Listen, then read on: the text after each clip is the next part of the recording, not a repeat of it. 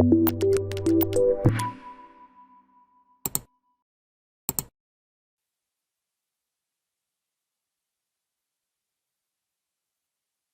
this demo, we see how to configure a simple load balancer to route traffic to the kube-api servers. We will be using haproxy, so we will install the haproxy application.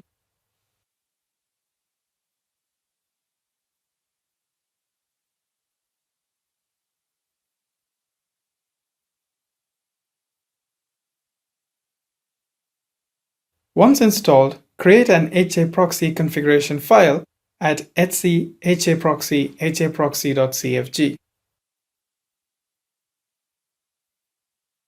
Then start the service, verify it's in an active state.